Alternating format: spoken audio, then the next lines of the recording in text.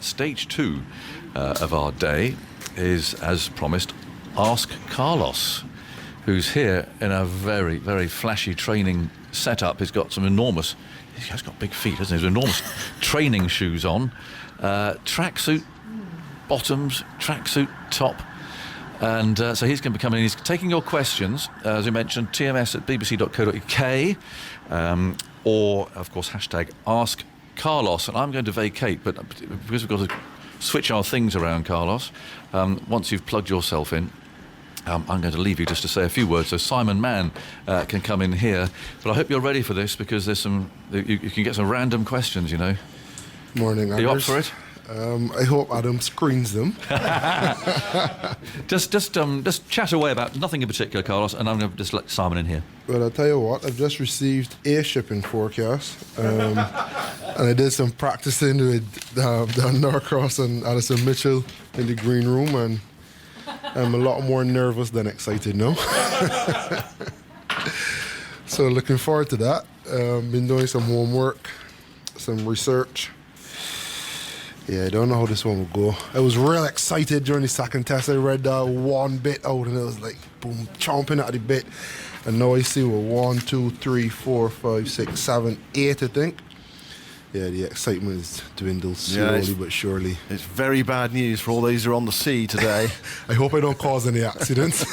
Right, well, we got that treat coming up at just after 12 o'clock, because our Radio 4 long-wave listeners are going to leave us for a shipping forecast, and Carlos is going to read the shipping forecast for everybody else. So stay tuned for that. That's in 37 minutes' time or something like that. I think he's more nervous about that than he was facing Ben Stokes in that last over of the World T20 final back in 2016. And what we're going to do is we're going to go back to that occasion now and talk a bit about the tournament, and Carlos has touched on it during his time with us, but we're going to go into a little bit more depth. And what we would also like, your questions really. Ask Carlos at tms.co.bbc.co.uk, and or contact us on Twitter as well, the TMS Twitter handle. Your questions for Carlos in the next 35 minutes or so. So yeah, please get in touch. Carlos is heading off fairly soon.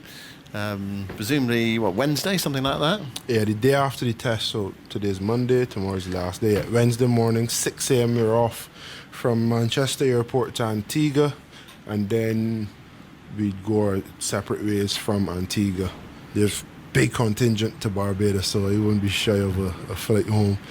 So looking forward to it. Been in England for 4.5 months probably, directly after PSL throughout the whole quarantine, so it'd be good to get back home, see family for a bit, and then 4 days later off to CPL. Yeah, and a bit of nice weather as well. Better than Manchester for sure. Oxford wasn't too bad, but the Manchester weather, not Caribbean like, let's put it that way. No.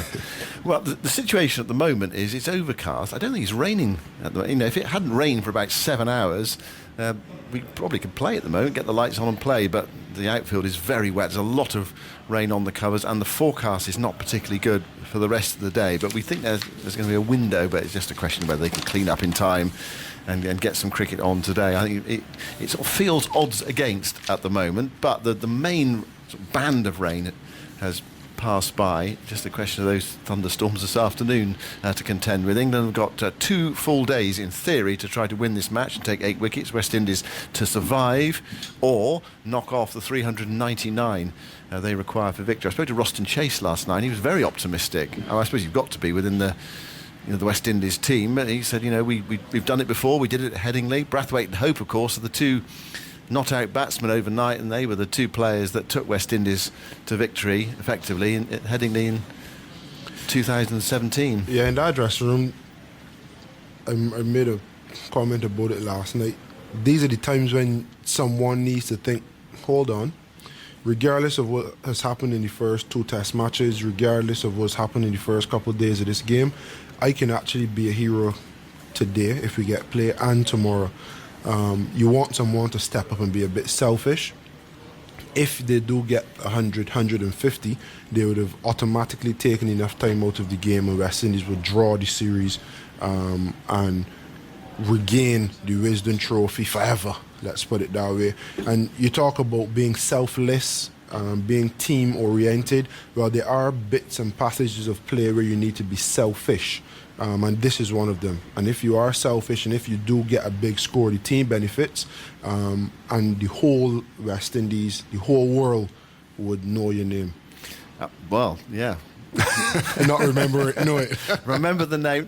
Let's go back to 2016, March 2016. Actually, Matt emails us. He gets us underway with it, really. He says, "Hi, Carlos. Do you feel that your T20 World Cup heroics has led you to be unfairly pigeonholed as a white ball specialist and denied further test chances?" Carlos has played 3 test matches. He's actually made half centuries in all 3 of those matches. Yeah, I would say yes. I would have played 2 test matches before the World Cup final happened and then 1 after. And with all due respect to my short test career, it was 2 test half centuries in Australia against Australia, 1 in the West Indies against India. So hardly 2 poor teams. But I just felt as though after the World Cup, the expectation was plenty sixes, not even runs, it was sixes. And I personally have always said I love test cricket. And I just love the fact that when I'm batting, you can have 4 or 5 men behind the stump, 1 man at short leg, so there's 6 fielders out of your line of sight. And you play good cricket shots, you get full value for your money. And in the build-up to the 2016 World Cup, I was playing first-class cricket for Barbados. I was on a few test tours, and I just felt as though, for me personally, when I was playing the longer form, I was forced to get into better positions for a longer period of time. You did the right things, in inverted commas. Not that you don't do the right things when you're playing white ball, but you're forced to make those good decisions a lot longer in red ball cricket. And I think that was a good platform and a good foundation for me to then go out and be expressive in the shorter form and hit the sixes with the power that I have.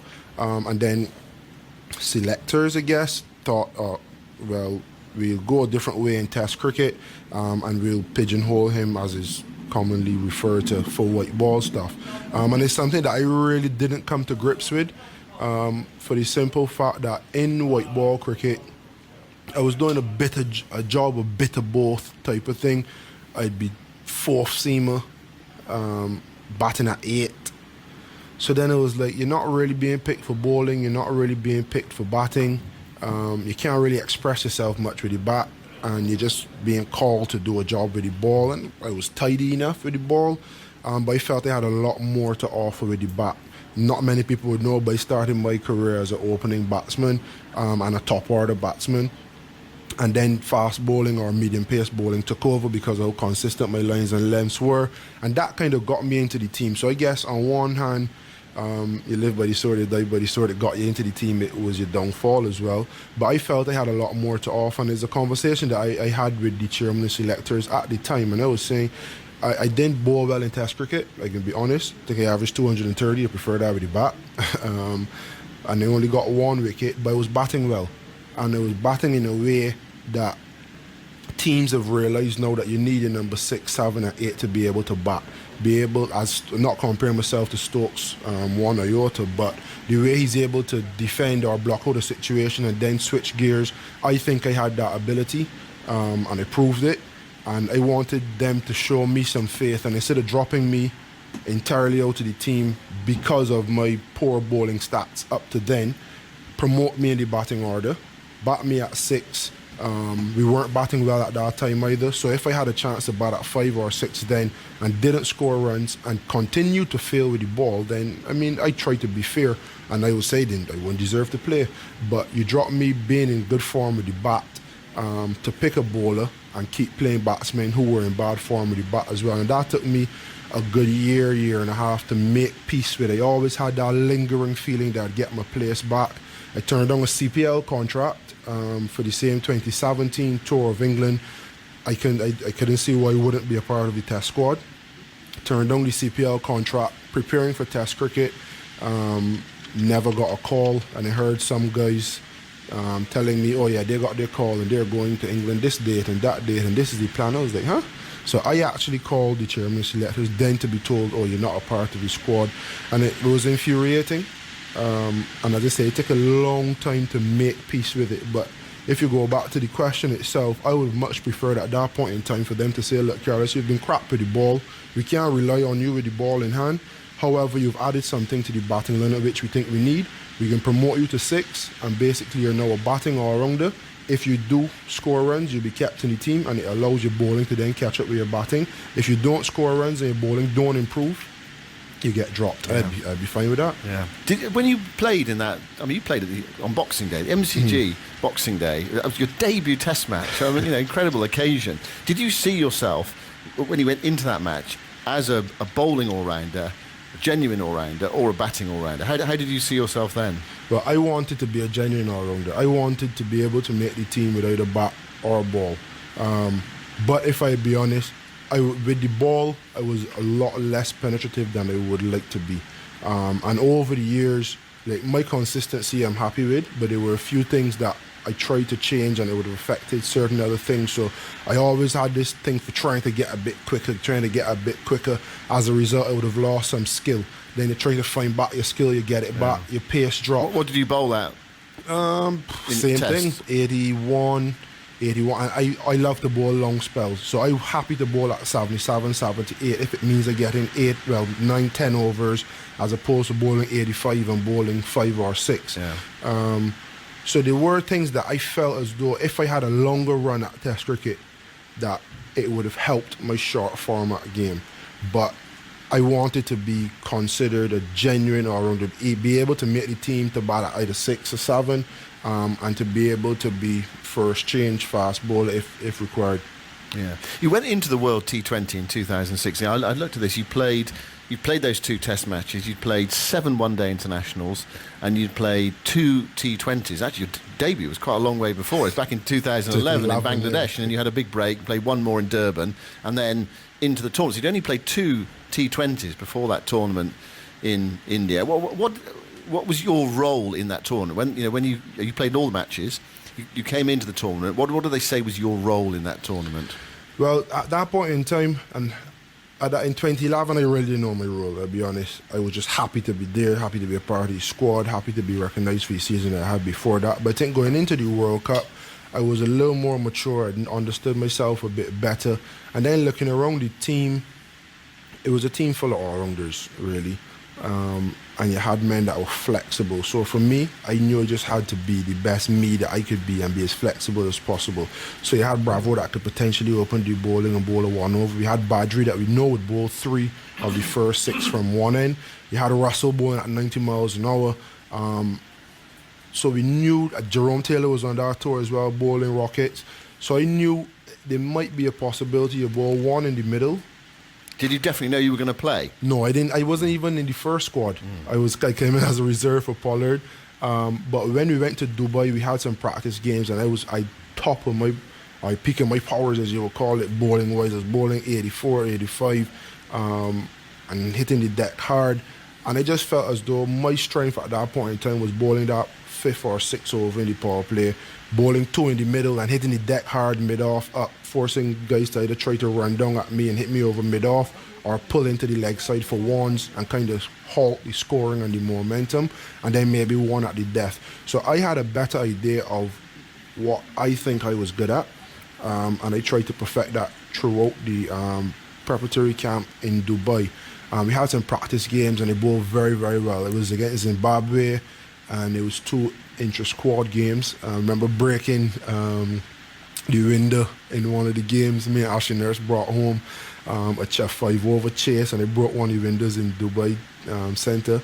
But bowling wise, I knew what I had to do: running and bowl fast or as fast as possible, hit the deck hard for that 5th or 6th over in the power play, the 2 in the middle, and then if I come in at the death, back my slow balls, my Yorkers, or the length ball. So I think I was better equipped then in the lead up to the World Cup, more confident in what I know I could do best to then go out there and execute it.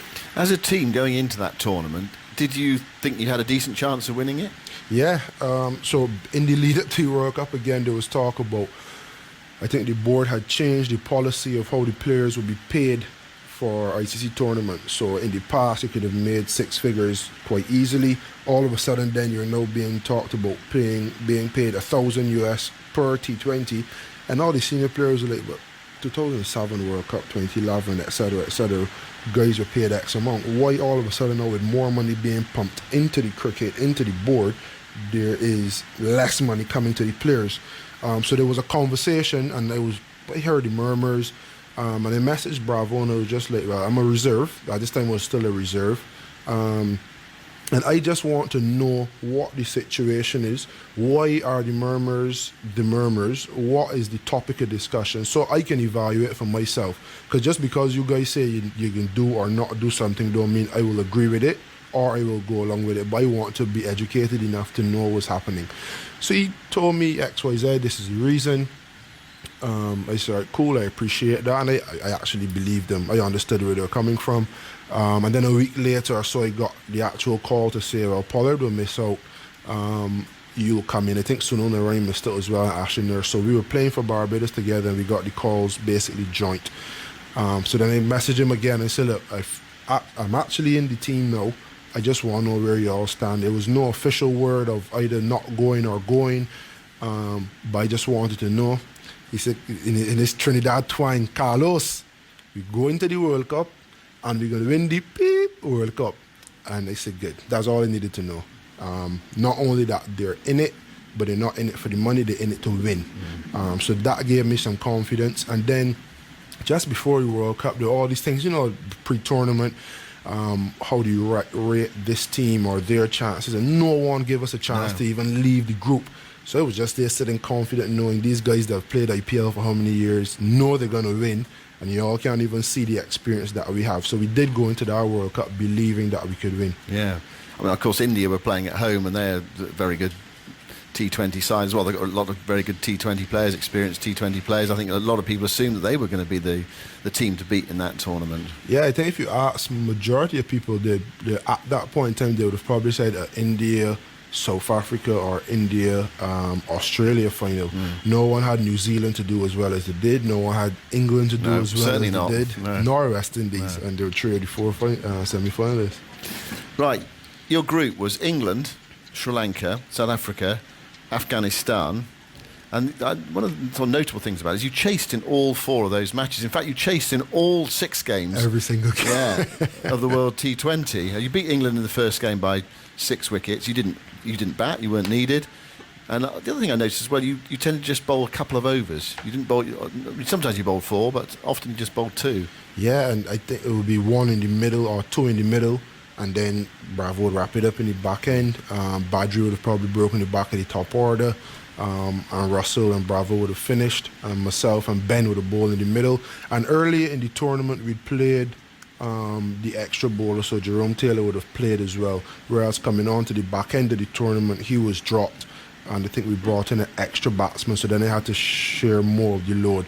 And Sammy hardly bowled at all. So I think when they realised Sammy wasn't bowling, and they had to drop Jerome Taylor. Then it was with Jerome Taylor in the team, it was a case where he was bowling 2. He was bowling 2. You could probably play extra batsman and Carlos bowl 4, or Sammy bowls 1. So I think it was more a case of having too many options in the beginning of the tournament, and then just sacrificing one and giving me more responsibility. So you beat England in the opening game, and Sri Lanka. I mean, you actually beat them quite comfortably, England and Sri Lanka. South Africa game was a bit tighter.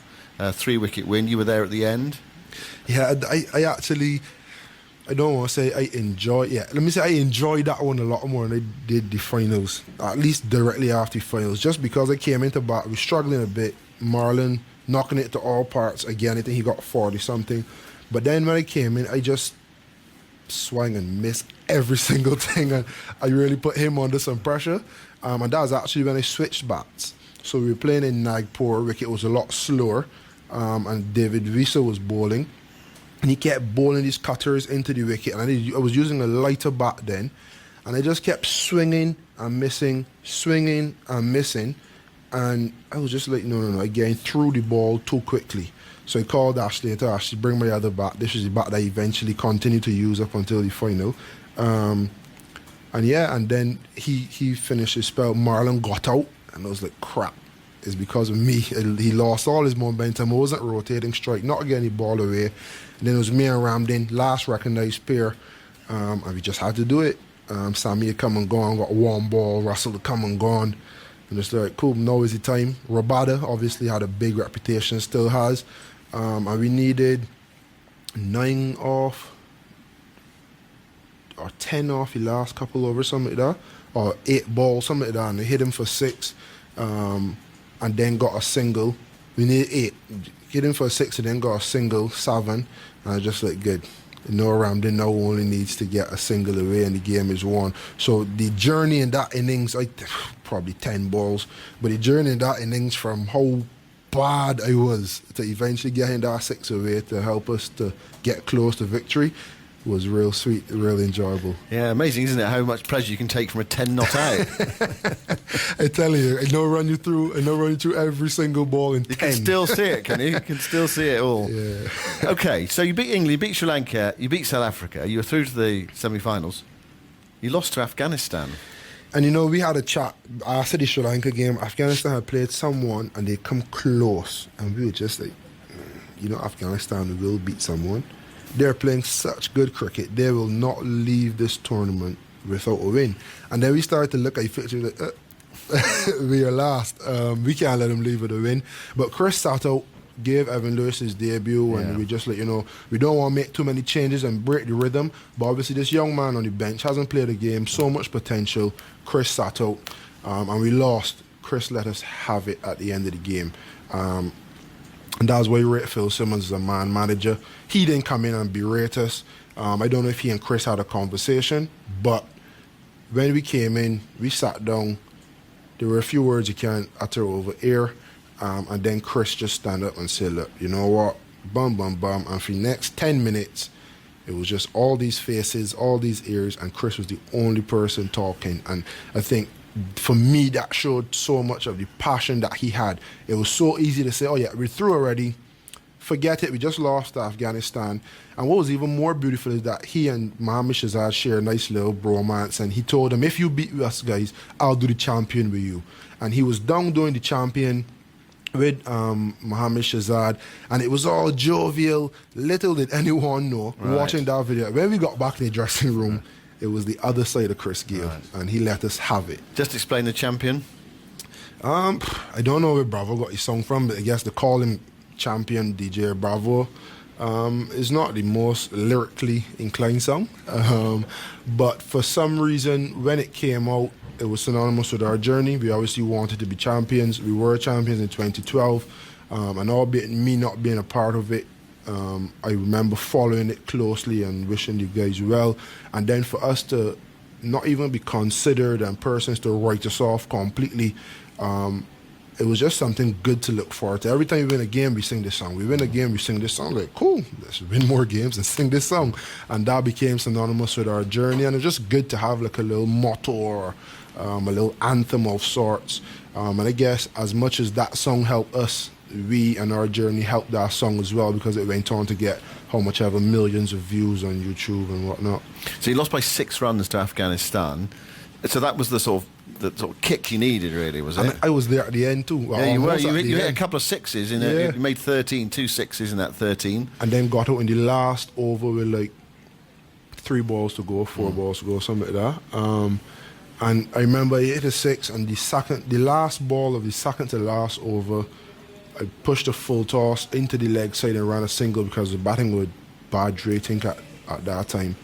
And this is actually part of the reason why New Zealand happened the way it happened here last year. And I remember pushing that ball, and I thought to myself at that time, that could have gone for 6.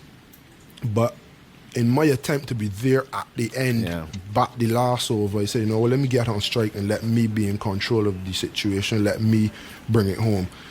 And I didn't get any away after that. And then just having a reflection with the guys, they were saying, look, when you get to that situation, you sometimes have to trust your partner.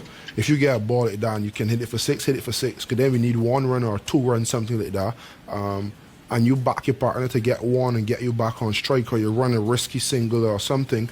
And so then New Zealand happened last year, and it was like... On this ground. Correct. I'm not trying to get a single if I can hit it for 6, and Trent Bolt was Well, it would have gone for 6 if he hadn't been there. Yeah, naughty boy, Trent. It was a absolutely dramatic, pulsating game, that 100 against New Zealand in the World Cup last year, and he just missed out despite scoring 100. Philip Taylor says, I was at Old Trafford last year for the World Cup match against New Zealand where you hit a brilliant 100 and almost won the game. I came into that match as a neutral. By the end, I was willing that final shot of yours to clear the boundary. Was gutted when it was caught. Just wanted to say how much of a privilege it was for me to be there and see your innings firsthand, and what an amazing game it was. Appreciate it, Philip. Yeah, it was blowing, trying to blow it over. It was down here. Was that way to our right-hand side? He took the catch, or was it by the point? I was watching on television. I think it was at the point, was it? Point. Yeah, because the temporary stand was was there, and that side is actually a bit longer than this side. So the over before it hit Matt Henry, probably same distance, but he went for 6 to this side. But that side probably 2 meters longer, and he did not step back on the boundary the same way he did in the World Cup final. Well, there were some very good games in that World Cup, of course, and that was one of the thrilling matches. And of course, it had a huge bearing on how the tournament worked out. But just back to 2016. So you came through the group, and then of course you play India in the semi-final, and I presume you were written off. Yeah. So my wife was there. And she was saying it was her. Clive Lloyd was chairman of selectors then. It was her, his son, Phil Simmons' wife. I think Clive was there as well. There was about 6 of them in the box, and they were the only people in the stadium other than us probably cheering for West Indies. And that was a game filled with drama. I remember bowling, I can't remember my figures, I probably bowled 4 overs. 4 overs for 38. For 38, and they went into the last over, something like 3 for 26. I was just thinking, it's not bad at all. You're almost going for 10 over, but actually, when I look at it, I did a damn good job. And the it was drama, a high-scoring game, wasn't it? Yeah, I think they got 190. 190 odd, yeah. The drama started with Brathwaite to Kohli. Kohli played and missed at a slow ball going through bat and pad. Kohli doesn't know where the ball is going and taking too much steps down. Ramdin collects it, underarms it at the stump, misses by it goes to Bravo. Kohli's so far down the wicket now that Bravo has the ball. Kohli's miles out of his ground, still trying to get back.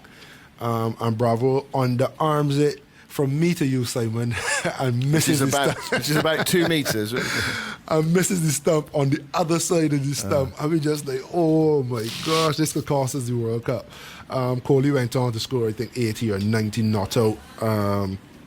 And it's in small victories in Bahrain. I remember bowling at Dhoni and bowling wide Yorkers to him, and it was literally the first time I've ever seen Dhoni walk across and play a nice little pick up Dill scoop or whatever. I was thinking, damn, Carlos, you forced Dhoni to do that. So for me, all them little things I appreciate and I cherish in the heat of battle. And yeah, I mean, it then was not Phil Simmons, Lendl Simmons, straight off the airplane into bat at, I think, 3 or 4. And him and Marlon batted 3 and 4. I think he batted at 3 and Marlon batted at 4.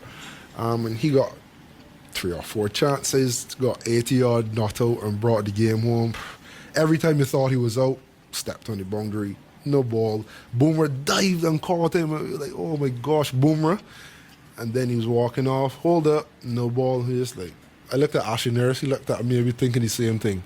Tonight is our night. Yeah. And yeah, after, I think Kohli bowled the last over, Russell hit him from Mumbai to Kolkata, and the stadium was quiet. Silence.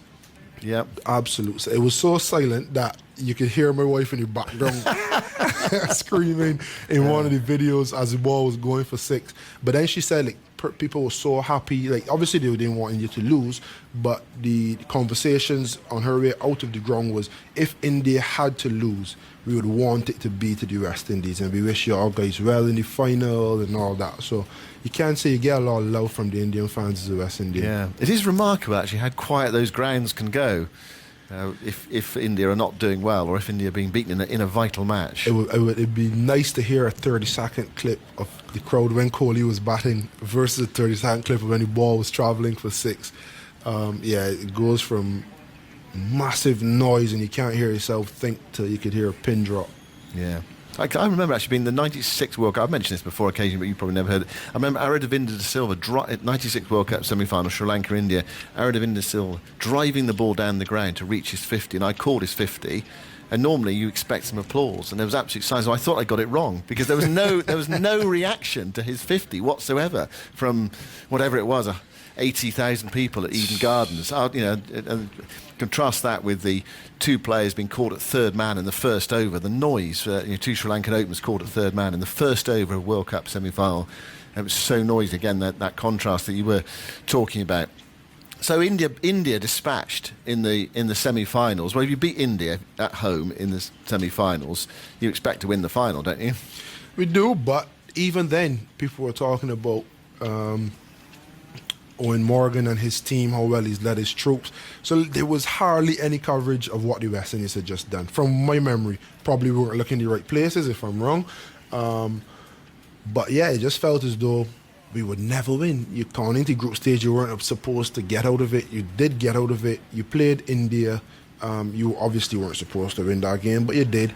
And then you're facing England, who just beat New Zealand. I think New Zealand went unbeaten in the group stage up until the semi-final when they lost to England. And then it was like, oh, England is rejuvenated. It's not the same team that West Indies played in the first game. So again, we still weren't supposed to win that game. And yeah, more of the talk was about England batting and Owen Morgan's captaincy, Stokes and Jordan at the death, rather than the power that we had shown throughout the tournament. Yeah. How did you prepare for that final? We'll actually, what we'll do the shipping forecast in a bit, and then we'll have a look at that last over after that. But we'll just talk about the build up to the game and some of the game itself before 12 o'clock. So, how do you prepare for a World Cup final? You try to keep it as close to a normal game. It's kind of cliche, oh, it's just another game. But I think sometimes we put too much pressure on the occasion. You can be overawed by the occasion and not play the games. And for me personally, I find I tend to perform better in bigger games because I actually try to oversimplify the game. So, Carlos, it's just another game of bat and ball. Is a must-win game. It's just another game of bat and ball. Every time that thought comes into your mind that you overcomplicate it, you try to oversimplify it. And yeah, I remember telling my wife, and I was just like, I just wonder if I can play, because I hadn't set the world light with the ball. I was doing a good job for the team with the ball. But if you look at stats, you wouldn't pick me off stats. I just wonder, I probably had 2 wickets. Or 1 wicket in the whole tournament. Yeah, I'm just looking at it. I think you had 1 in the game against Sri Lanka. Yeah, Dilshan LBW. So but some tidy spot. I mean, 2 overs for 16 against England, 2 overs for 11 against South Africa, 2 overs for 21 against Afghanistan, and 4 overs for 38 in a very high-scoring game against India. Yeah, so if you, on the face of it, when you look at stats, you think, what's he doing playing? He has 1 wicket. But then listening to the guys after, I always try to ask senior players, like, what you think about my spell record? Have it gone different? Blah, blah, blah. And all that knockouts, you were amazing. Bam, bam, bam. I think the odd 4 ball would spoil the figures, but when you look at the spells I would have bowled, it would have been very important and at important times. So on one hand, you was thinking, you're going into the World Cup final with 1 wicket. Will you play? But then you tell yourself, nah, you've been bowling well. The stats probably don't show, but you have been doing a good job for your team. And obviously with the bat, they hadn't had much chance. It just been South Africa. You win that game. Afghanistan, they managed to get over the line. So I wasn't 100% sure that I would play. Probably 90. So then it was just, all right, plan as if you are going to play. It's just a normal game. And then I got the team news. I was in. How far before the start of a game like that do you get the team news? Back then it was, I think we had a meeting, because the games were night. So you'd have a meeting, you'd have a bowlers meeting and a team meeting. And you get the news at the team meeting. So I would have had time, and it would probably be 11, 12 o'clock. And then you'd probably leave the hotel like 4-ish, if I'm not mistaken, 4 or 5, drive like an hour. And then you practice and you warm up, and then you start the game. So I would have had a few hours knowing that I was in So the team. only on the day of the game would you know you were playing? Yeah, and back then I used to lie in bed all day before the game. We get something to eat. The curtains would be pulled in total darkness, just trying to save my energy as best as I could. So yeah, I just remember just laying in bed and thinking, all right, cool, we got another chance to, try to help the team to win. And again, I just try to oversimplify it. What are the basics? What do you need to do? But I think in the practices in the lead up to the World Cup, in that preparatory camp in Dubai, as well as all the practices throughout, it was heavily based on making contact as best as I could, regardless of the outcome. So I'd work a lot with Andre Coley. Obviously, you come in the nets and you bat. Everyone has like a little 20-minute slot to bat. But then I'd either try to find some time outside of that, or I'd really try to break down that 20-minute slot into how many balls I would have faced, how many times I would have made contact, regardless if it's a dot, a one, or a boundary, how many times you make contact. Because you get 10, 12 balls to face. You don't want to be swinging and missing 3 of those balls and then putting pressure on yourself to have to maximize the others. And I think in the final, I think I only missed or didn't make contact with one ball, and it was a leg by, something like that. So for me, it was the culmination of all that practice and that planning. So the 4-6s obviously didn't expect it to happen that way, but when you talk about swinging and missing as I did in the South Africa game, then I had eradicated that in the Afghanistan game as well as in the finals. So when you prepare for a T20 match, I mean, as a lower order player, as what you were number, you 7. You were different numbers in the order, but if you're a lower order player, you're probably thinking you're only going to get maximum 6, 8, 10 balls to face, aren't you? Yeah, and more often than not, no, you look at overs. So what over do I want him to come into bat? Back then, I would probably not be batting before his 15th over, sometimes even 17th over. So then you start to think, if I come in at his 17th over, 18 balls to be bowled, let's say I get half of those, it's only 9. So how can I best maximise those 9 balls? Probably looking for a couple 6s, so you're 12 off 2. You might get a couple dots, so you're 12 off 4. And then in those 5 of the balls, how can I get as much as possible? So essentially, I can guarantee the team 20, 23 runs off 9 balls. So you're trying to see how best you can break down that spell. And then you may find yourself in a situation where, as I did get community finals with Marlon batting, you don't want to concentrate on your balls, your 9 balls so hard that you forget the situation of the game and the person at the other end to actually be able to give them back strike. So there's a lot of little scenarios, albeit only 10 balls. There are a lot of little scenarios that can be thrown up, and it's how you can best maximise that small passage of play. What did you think of the target you were set by England? 156. Bear in mind, sometimes Indian pitches are very flat, but sometimes they can be quite hard to score on if the ball's turning or a bit slow, especially back end of the tournament where some of the pitches have been played on. I didn't find the pitch play bad at all. I thought we bowled exceptionally well. We got some early breakthroughs, and then we just never allowed England to build partnerships. So every time they build a partnership, we got a wicket. But I didn't think it was a case where it was difficult to score and, we should make it. I think I thought me and Ashley would sit down, we'd have a couple cups of coffee, we'd watch Marlon or Chris or Lendl as he did in semi-final, knock these runs off, and we'd be World Cup champions. Obviously, you don't want to think, we can be champions, but you're starting to think, at the beginning of the day, when we put these guys into bat, we'd love 150. We would not even have bowled a ball if you told us you have them out for 156 or defending or chasing 156. Yeah, I mean, you felt like huge favourites at the halfway stage, but it didn't quite go like that, did it? And we were so surprised. We saw Joe Root and we were just like, this don't make sense. We were expecting David Willey to come and swing the new ball, Jordan to bowl a couple, then Plunkett, then Stokes, then Adil Rashid in the middle. You had an idea, especially based on how things would have gone throughout the tournament, the team they would have picked, how you thought things would have gone. And then Joe rocks up, spins it from hand to hand. Everyone, all right, let's see how this will go. 2 wickets in the first over, and then we started to think, geez, West Indies never make it easy.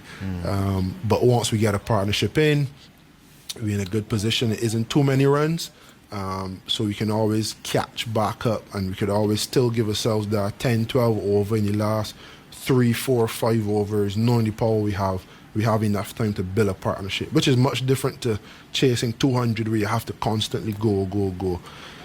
And then David Willey strikes, Lendl Simmons struck in front with 3 down, and then started to think Bravo hasn't scored much in the series, Ramlin hasn't scored much in the tournament either, Sammy hasn't scored much. So you're thinking then Russell needs to come in and and I may need to actually have a big part of the play with the bat here. And then Bravo and Marlon bat for a bit. Stokes had Marlon almost caught, but the keeper was actually given out. Then they reviewed it or double checked it. It bounced short. He's starting to think that's one lifeline. Momentum starting to switch. Bravo did a decent enough job. When he got it was the perfect time. Lost Sammy, lost Russell. Then he started to think, we're a little behind the 8 ball here. And I remember we were looking around and they were just like, nah, I want this moment. And I jumped out because we didn't really sure who was supposed to go next. Sammy was batting or just got out. And it was me, Ramdin, and the bowler. So just like, nah, I'll take it. Obviously had previous with South Africa, was in the same situation with Afghanistan. And then, me and Marlon come to the crease and I think we put on like 40 or 50 odd. Right, well, I can tell you came in with 49 needed off 27 balls. So it was 107 for 6 after 15.3 overs when you came in. And more of that after the shipping forecast. Radio 4 Longwave listeners are going to join us, going to leave us, I should say, for the shipping forecast. But stay tuned, everyone else, for Carlos's shipping forecast. Right, okay. It's that time, Carlos. Radio 4 Longwave listeners are listening to the shipping forecast. I think this is a nervous moment for you, isn't it? Right, okay, well, have a go at this. Right, this is Carlos Brathwaite's shipping forecast. Drum roll. Viking. Low Shannon 996, expected 40s 987 by midnight tonight. Southerly 4 or 5, backing southeasterly 5 to 7, perhaps gale 8 later. Slight or moderate, becoming moderate or rough, occasionally very rough later. Showers, then rain, good, becoming moderate or poor. Cromarty. Gale warning issued 21:58 on Sunday, 26 July 2020. Northwesterly, gale force 8, expected later. South, 3 to 5, becoming cyclonic, then west 6 to gale 8, perhaps severe gale 9 later. Slight or moderate, becoming moderate or rough. Showers, then rain, good, occasionally poor. Fourth, gale warning issued 03:49 on Monday, 27th July 2020. Westerly, gale force 8, expected later. South, 3 to 5, becoming cyclonic, then west 6 to gale 8, perhaps severe gale 9 later. Slight or moderate, becoming moderate or rough. Showers, then rain, good, occasionally poor. Dogger, south 4 or 5, increasing 6 or 7, then veering west. Slight or moderate, becoming moderate or rough. Rain, then showers, good, occasionally poor. Fisher, south 4 or 5, backing southeast 5 to 7, perhaps a gale 8 later, then veering southwest later. Slight or moderate, becoming moderate or rough later. Showers, good, occasionally poor. German bite, south 4 or 5, backing southeast 5 to 7, then veering southwest later. Slight or moderate, becoming moderate or rough later. Showers, good, occasionally poor. Shannon, gale warning issued 15:57 on Sunday, 26 July 2020. Northwesterly gale force 8 expected soon. Southeast Iceland, gale warning 03:34 on Monday, 27 July 2020. Gale force 8 backing northerly imminent. Northerly 5 to 7, increasing gale 8 at times, but becoming variable 4 in west. Moderate or rough.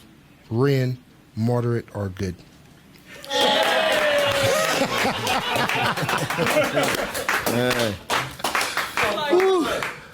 Sweating. Jim Maxwell, our Australian colleague, will be very, very jealous of you. I think he'd love to read the shipping forecast, and perhaps we will get him to do that one time in the future when he's with us. Well, you know, if ever the form goes, Carlos, and you can become a Radio 4 continuity announcer and do the shipping forecast. Yeah, that was fun. Yeah. No, I had to be real focused. There. Did you understand any of it?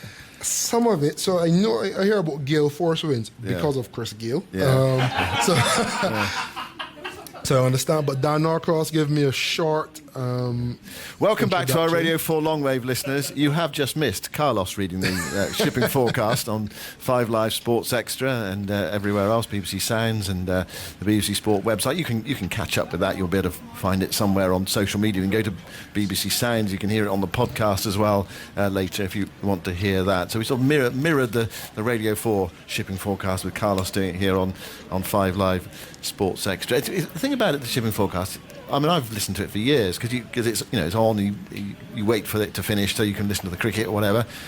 You don't really know necessarily what it means, but obviously it means a lot to the people who are out on the sea. But it's got a lovely there's a sort of lyricism about it that is very beguiling. Yeah, I remember I think it was in Southampton. The first couple of days was just like Radio 4 Longwave listeners and the shipping forecast. I was like, okay, and I hear it again. I was like, Adam, what is the shipping forecast? And it's only then that Ali stepped in and she was like, this is it, and there's this amount of things. And I was just like, this is so cool. And I actually listened to it while I was in Oxford. I listened to like a 5-minute period of it, and someone had tweeted and said, it's calming. And I was just like, this is really calming. Yeah, it is. It's very calming. It's something reassuring. But even when it says Gale Force 10 imminent or something like that. Right, okay, some breaking news. Let me just give you the weather update from here at Old Trafford. We've had no play today. It's fair to say I don't think we're that optimistic about play today, although it doesn't seem to be raining at the moment, but the forecast is not good. We've had loads of rain for quite a long time, and it stopped and it started again in the last half an hour. There's a lot of water on the covers. I mean, the drainage is very good these days, but there are glowering clouds above us, and the forecast suggests more heavy rain this afternoon on this 4th day of the 3rd test, the last test match of the series between England and West Indies. England needing 8 wickets, West Indies needing to score 399 to win, or to bat out presumably the last day to get a draw to retain the Wisden Trophy. Anyway, that's the scenario. The breaking news is that the England cricket selectors have named a 14-man squad with 3 reserves for the 3-match Royal London series against Ireland at the Ageas Bowl starting this Thursday, a match you can hear on 5 Live Sports Extra, and you can also see the highlights on BBC Two as well. The series will be played behind closed doors in a biosecure environment, as we know now, and the squad is Owen Morgan, the captain, Moeen Ali, Johnny Bairstow, Tom Banton, Sam Billings, Tom Curran, Liam Dawson, Joe Denley, Saqib Mahmood, Adil Rashid, Jason Roy, Rhys Topley, James Vince and David Willey.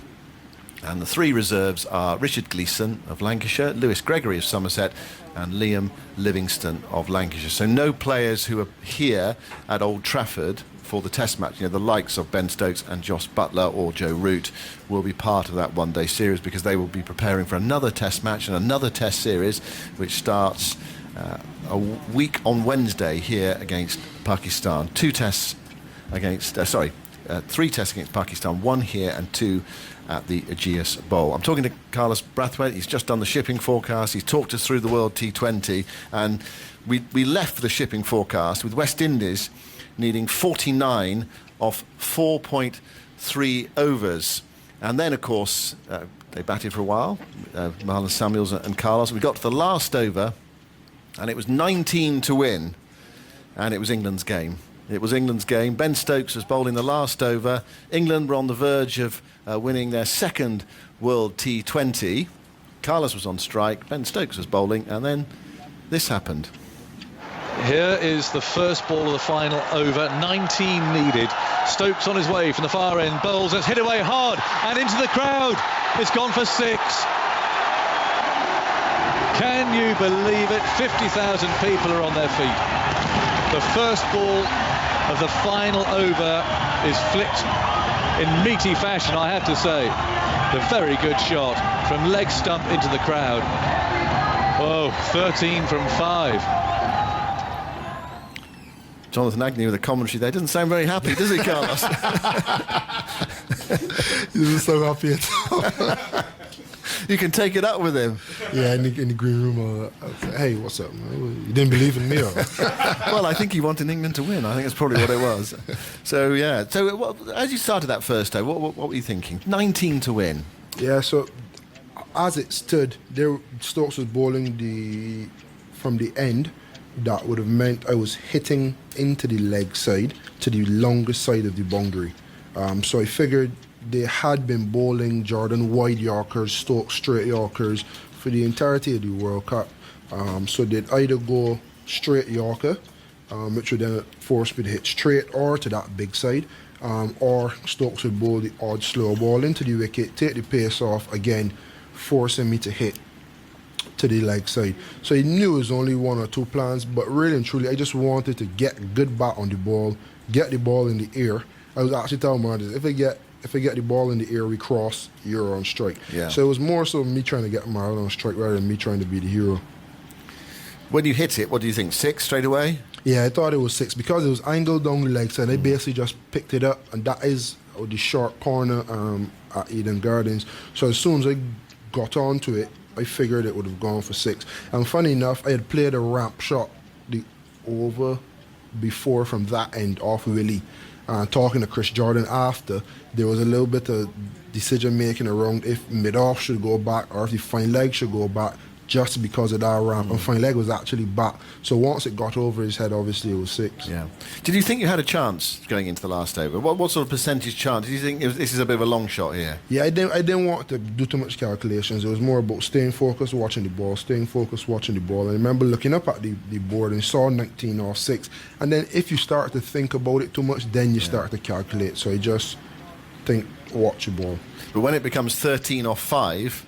I didn't even look back after the first 6, and in retrospect, that's something that I saw Stokes doing in the first touches. I realized he learned from. The first 3 balls happened so quickly. We timed it. I was back in my club in Ireland, and we timed it. It was like a minute and a half or something like that. First 3 balls, so it was 6, get the ball, bowl, 6, get the ball, bowl, 6. It's only between the 3rd ball and the 4th ball, when I think Marlon and Stokes went at it, that it was actually a long time between balls. So I was basically on autopilot for the first 3 balls, whereas in hindsight, he would have probably wanted to draw the game out a little longer. After the first 6, probably bring fine leg up, send it back, and just give me more time to think and calculate and potentially even second guess. Okay then, 13 off 5. And here we go. 143 for 6, 5 balls to go, 13 to win. In comes Stokes now, bowls to Brathwaite, hits it high down the ground again. It's a huge shot. That's gone 10 rows back. Up go the Rockets. And suddenly again the crowd, those that were supporting the West Indies, have come alive.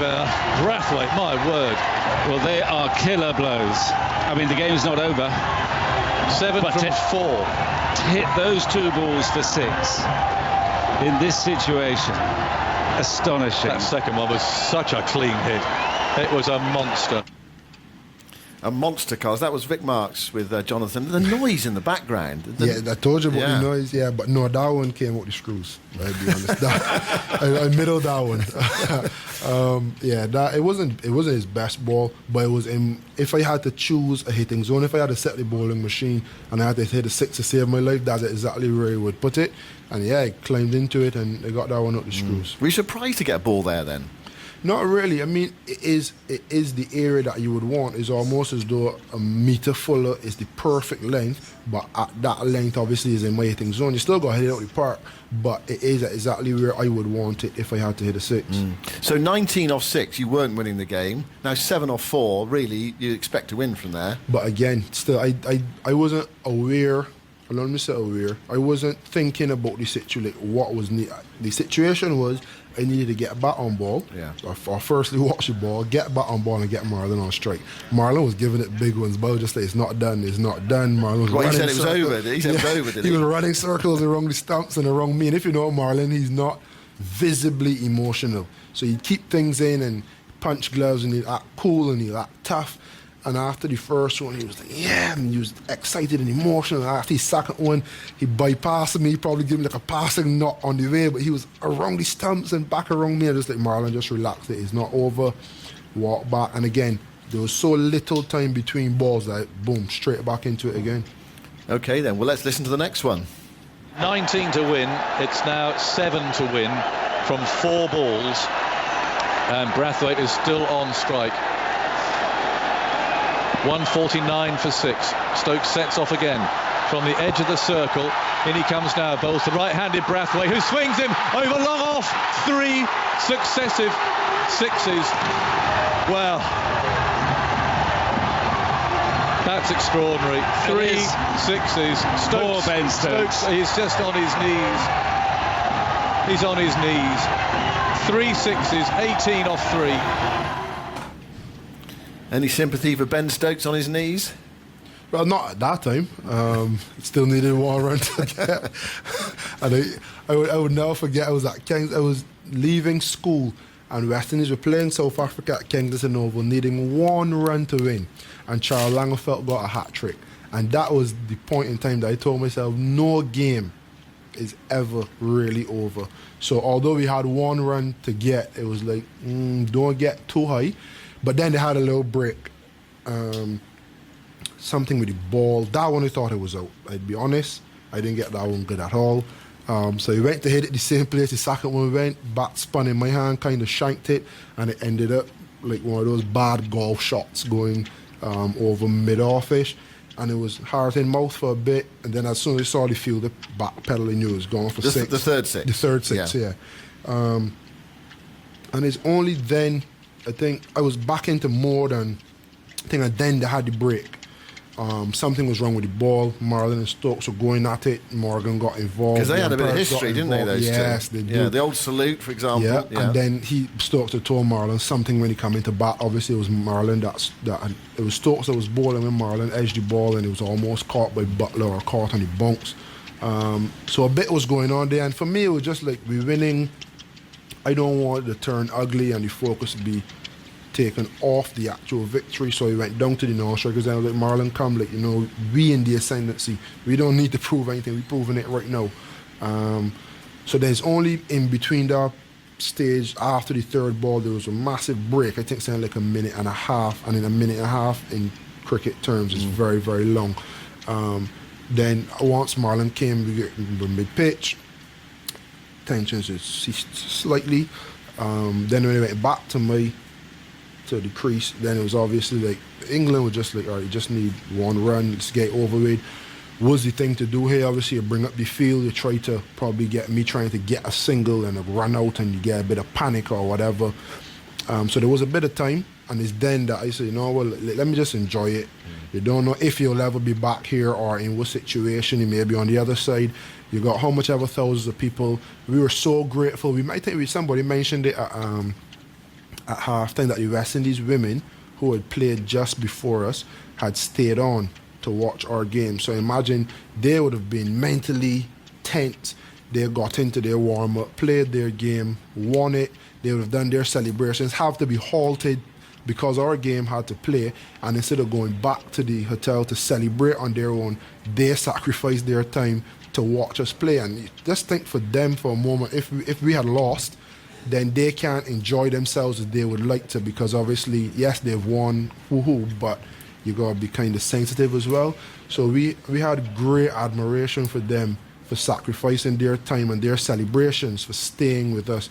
So my wife was with them, the families were with them, and they just looked around and they give it the big ones, the pumping of the heart and the badge, and blew some kisses and stuff. So for me, it was just that opportunity to say thank you for the ladies and share that moment. She was my girlfriend at the time, not wife, but share that moment with your girlfriend. And yeah, I mean, how many people actually think they would be involved in a World Cup, far less a final, and then you get the situation where you're about to score the winning penalty or shoot the winning free throw if there was a basketball World Cup, or in my case hit the winning runs, and you get the opportunity to share it with your girlfriend or your partner at the time.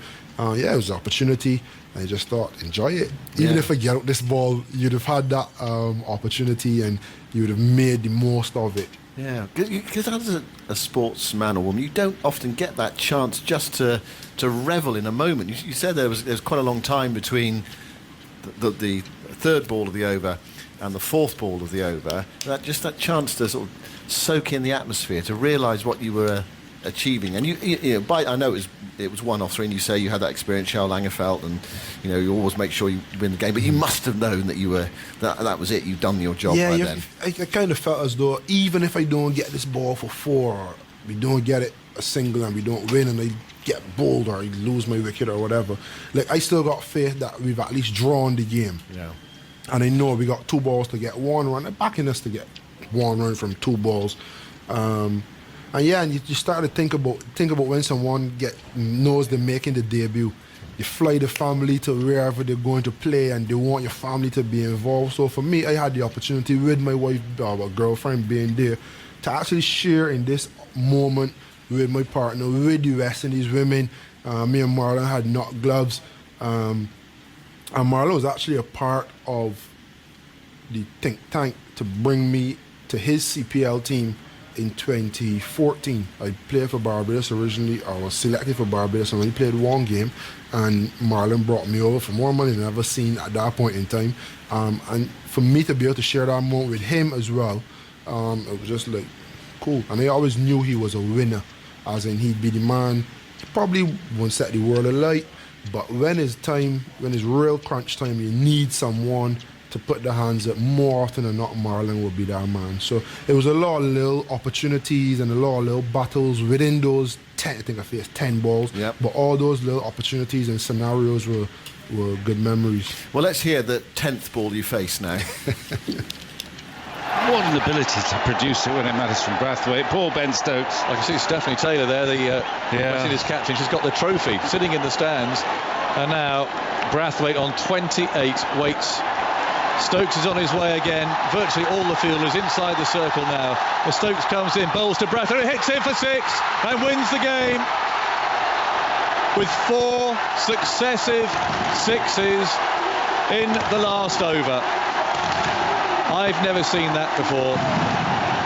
And England look utterly crushed as the West Indies players come rushing out onto the field.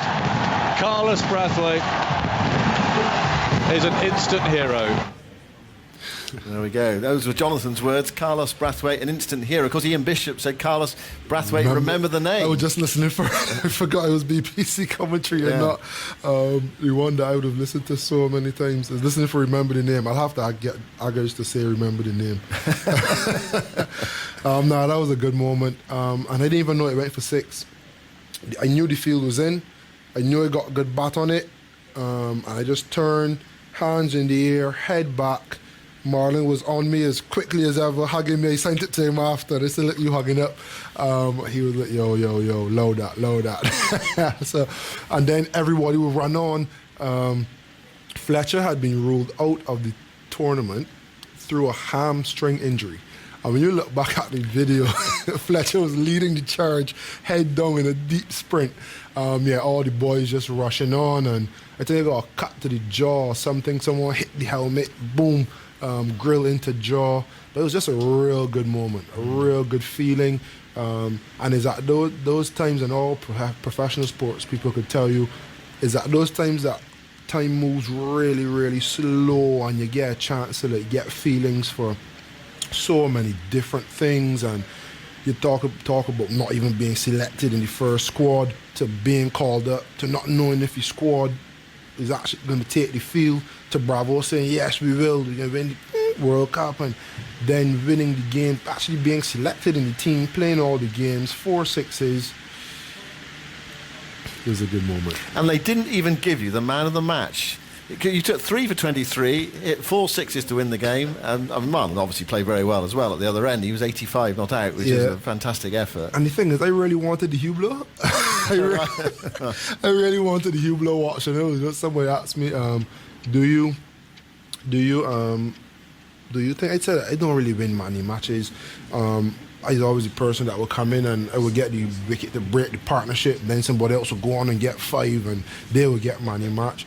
I was like, but you probably have a good chance. But I wasn't thinking about it too much. It was about celebrating and stuff. Then Ashley Nurse like, you just hit 4 6s? I was like, okay, so you 4 from it for 6. So everything was happening. Yeah. And then we missed Marlon for a bit. And we were told, well, got man of the match. He was going to the press conference, an iconic press conference since then.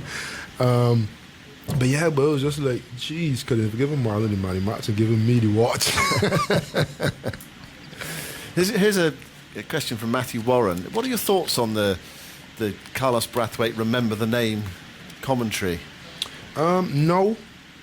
Now I look back on it as iconic and with great privilege and pleasure, but in the aftermath of it, play test cricket got dropped.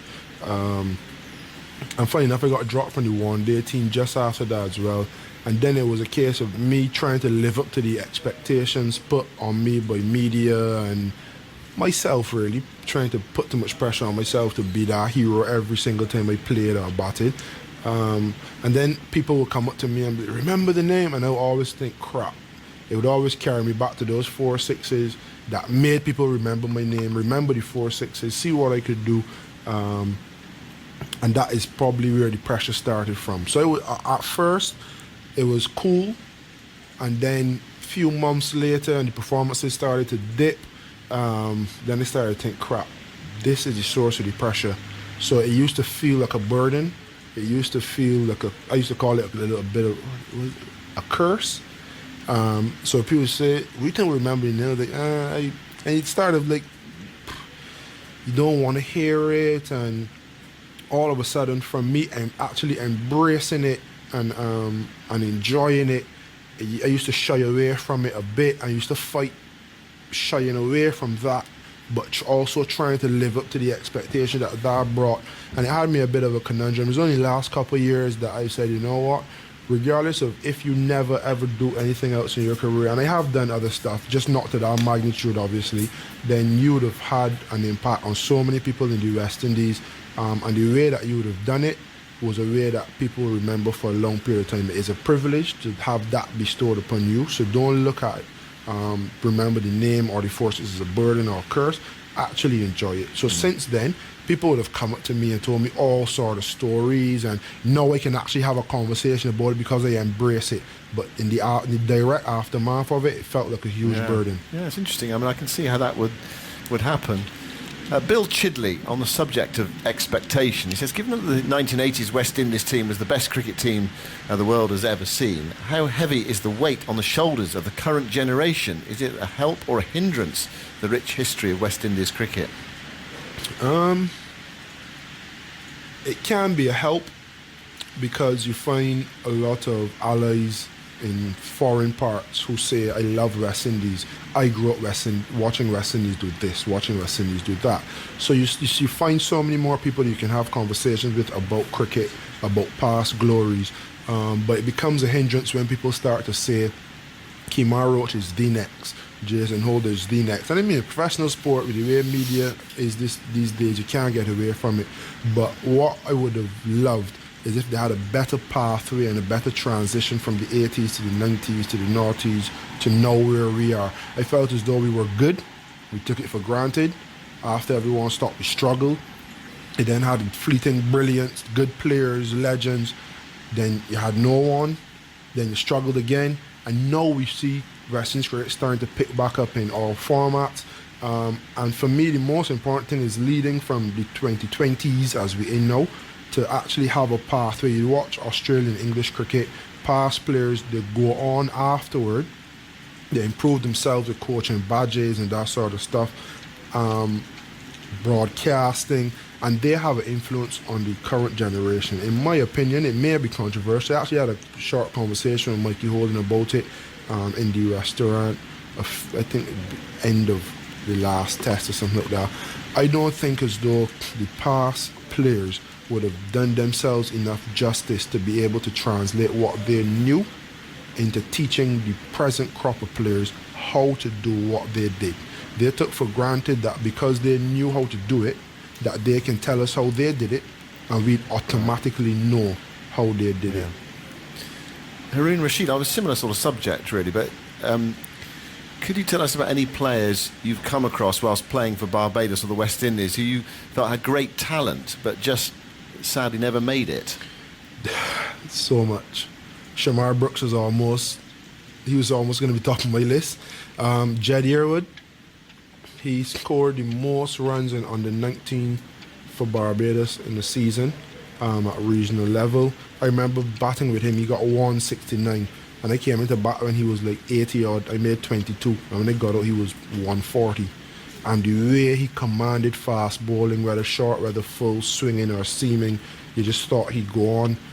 He had real issues with his weight and his fitness, and I don't think he's ever played for Barbados. And he in my generation, he would probably been the biggest miss. There was another guy from Trinidad who would have been just before me, left arm spinner, can't remember the name, but Shamar Brooks came back from his first under-19 World Cup and saying, this is the best spin bowler he's ever seen.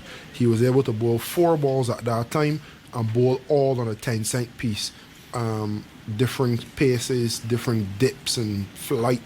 Trinidadian born, I think I mentioned, the Trinidadian left arm spinner, and then he just had the yips and nowhere to be seen. Daniel Craddock says, I think Carlos has been fantastic on this tour, and I'd be honoured if you could ask my question. Well, there we go, Daniel. As a fellow sportsman, does Carlos think that the devastation brought about for Ben Stokes in that final over at Eden Gardens was almost needed for him to become the genius he's become? His career seems to have followed the classic narrative of a Hollywood movie: tragedy and loss, followed by resounding victory against the odds. And this is the question I was going to ask, actually. A good question, Daniel. Has he talked to Ben much since? I said to you, what was going on the field there? But have you had a chance to talk to Ben Stokes? Right after the game. So before the World Cup, I'd said I don't eat out as much as I should. I don't get out and enjoy the experience as much as I should. And I want to start collecting players' jerseys that I play against and I play tournaments with and what's not. So I'd made it my business to get a jersey from almost every single team that I played against, from one of the players I would have admired. And before that game, I said if we play England again in the final, I'd want Ben Stokes' jersey. And it just so happened the way it did happen. So I called CJ after Chris Jordan after the final, and I said commiserations, tough luck. He was real happy for me. He was like, if we had to lose, I'd want it to be the way that it was to my good friend, the way that he did it. So I really appreciated that. And they said if I could talk to Stokes, if he like disconsolate, crying, angry or whatever, then fine. But if he's cool, then things like everybody chilled. So apparently they had like this moment of just reflection, and then everybody just like, you know what, let me enjoy the journey, bum bum bum, and then they acted as though nothing ever happened. They started to take jokes out of each other and what's not, which made the dressing room real light. So by the time I came across, he was already in a better mood, and we talked, and I told him I would like his jersey and stuff, and he said, well played. And I told him, look, someone had to win, someone had to lose. I didn't expect it to be that way. He was like, nah, man, well played and things. So it was not a big, long chat, but a moment of mutual admiration. And we speak a bit, but not full-fledged conversations, more hi and bye, how things, how you're doing. In Southampton, he had a little problem with his foot. He asked me if his foot was good, if he was wearing tennis shoes as opposed to cricket shoes. So not deep conversation, but I can't take credit for what happened to him. He needs to take all the credit for how he reacted in the aftermath. And you think something like Stuart Broad getting it for 6 sixes, but Yuvraj Singh is now embarking on 500 test wickets. There are these characters that might not necessarily need it, but with that public humiliation or devastation, they then go on to find themselves and get a greater purpose. And I don't know if that was it for him, but he certainly has gone on to show what he's made of, and for him to get back up and, you know, almost 4 years later, completely 360 transform the image of himself and his meaning to the team and his leadership in a good group of players. You must salute him and give him great credit. I'm just trying to haul this out of my memory. Have you faced him since? Yeah, very first ball. The very first ball after, so the World Cup happened in 2016. The next time I would have played against him and actually faced him was, I think, the one-day series in 2018. And the very first ball he bowled to me after that, he got me out. In Barbados, LBW, ball kept a bit low. He went back for a massive cut, ball jagged back, plumb in front. So that was a bit anticlimactic. That's the game of cricket, though, isn't it? 2 last questions, Carlos. It's been a great hour or so, and I sense your voice is just beginning to flag a bit. 2 last questions. Mary says, what are your memories of playing in Ireland? Did you try the Guinness, she says? So memories of playing in Ireland. So actually, Leinster Cricket Club, that's where I played, their women's group have a walk to Lords thing. So they've measured the distance from Leinster Cricket Club in Ireland to Lords, and everyone's going to walk a certain distance until they get that. So credit to them, and I wish them well in that venture. Have fond memories. So I used to love the Bulmers cider, but I think that was $4.90 or something like that, €4.90. And I just remember thinking it was so cool to hang with the guys and drink this cider, and it tastes good. And then I remember someone buying a pint of Guinness for me. I think it was €2 or something like that. I was like, wait, this ain't making much sense. The Guinness is more traditional to Ireland, I guess. It's from the draft, and it's a lot cheaper. This could actually save me some money this summer. So I actually switched to Guinness just because it was cheaper. But I really love the Guinness. I don't like Guinness in Barbados because it's the bottle, but the Guinness in Ireland is delightful. Only good memories from Ireland. Me and my wife have been back to shout the boys. Last year was been the 10th year anniversary of us winning the All-Ireland. So in Ireland, there's Northern Ireland, Republic of Ireland, 2 different cricket unions and stuff, but there's a tournament that all the teams play, almost like a FA Cup type of thing. And that was the first and I think only time that a club have won it. And I was a part of it, so we celebrated it. Last year I went over to Ireland for a little bit just before the World Cup. So I still stay in contact with the boys, and only fond memories, man. I kind of dedicated my line. If they didn't want me to find another Barbadian pro or another pro that I would have come across. Funny story. So Shubman Gill over the share the dressing room with the KKR, and he was saying, he wants to go overseas and test himself in English conditions. So I was asking him, would you be interested in playing in Ireland, club cricket? And he was like, yeah, I really don't care to be paid well. I just want to test myself in the conditions over the course of a couple of months. And I said, look, I'll get on to some guys. I play the club in Ireland. They're a fantastic group of men. I'll pitch you to them.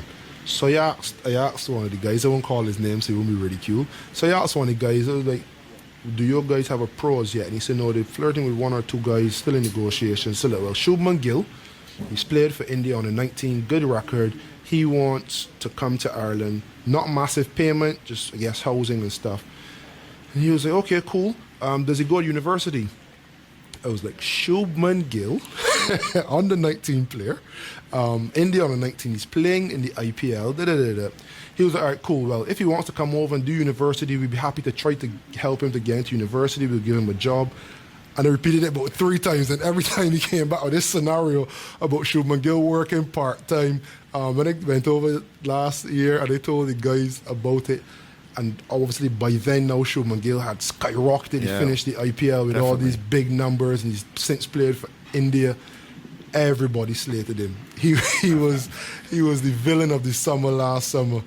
So good story. Because they missed out on him. Because they missed out on him. They could have had Shubman Gill for a whole summer.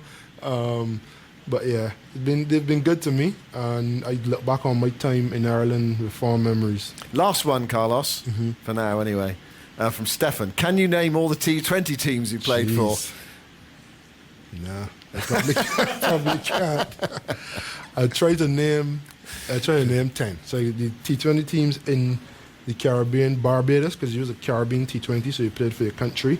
And then in CPL, I played for Barbados Tridents, Antigua Hawks, Bills, St. Kitts and Nevis Patriots, and I've been just drafted to Jamaica Tallowers. 5 in the Caribbean alone. In England, I played for Kent. Australia, Big Bash, I played for Sydney Sixers and Sydney Thunder. IPL. So that's 8. Yeah, IPL, Delhi Daredevils, 2 years, Sunrisers, Hyderabad, and KKR, 11. Okay. Jeez. You've forgotten the Quetta Gladiators, the Khulna Titans, and the Lahore Kalandars, and Peshawar Zalmi as well. Not forget. left out. Left out, yeah. Okay, yeah. Okay. I don't want their fans to feel I forgot about them. No, it had some good times, man. And we got a lot of good memories from it. I don't think I had a team where I felt as though I desperately wanted to get away from them. Always had decent memories and decent relationships. Well, you've provided some fantastic memories over the last, well, actually it was an hour and 20 minutes. That zipped by, or perhaps it didn't, I don't know. Time flies when you're having fun. Yeah. Well, wonderful memories of 2016, and, from now until the day you die, you'll better remember that moment, you achieved something incredible there, really. Yeah, I appreciate it. And I just say, now the thoughts have changed more to a privilege. It is a lot easier. It's a lot easier cross to bear, as you would say. So I actually like to listen to people coming up to me and say, "Oh, I didn't think you could do it," or I always thought you could do it." And people just come up and say to me and say, "It was this place or that place, and this is the situation or whatever." So it's fun. Well, it was one of the great moments of cricket. I think it's fair. Well, it was that over. One of the great moments of white ball cricket that since its start, really, when you think back, 1963, playing domestic one-day cricket in England anyway, but all that over those years. Thank you very much, Carlos. Thank you. Simon on an email, can I just say that I don't care if it continues to chuck down. I could listen to Carlos all day. Thank you, Mr. B, says.